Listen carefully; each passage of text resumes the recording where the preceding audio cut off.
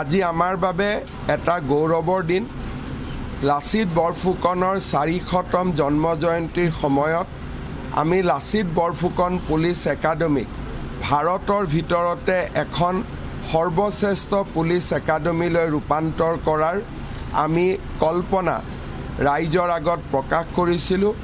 আজি মই গৌৰৱ অনুভৱ কৰোঁ যে অসম পুলিচৰ নিৰন্তৰ প্ৰশিক্ষণৰ উপৰিও এই লাচিত বৰফুকন পুলিচ একাডেমীত মণিপুৰ পুলিচ আৰু গোৱা পুলিচৰো আমি প্ৰশিক্ষণ কৰিব পাৰিছোঁ।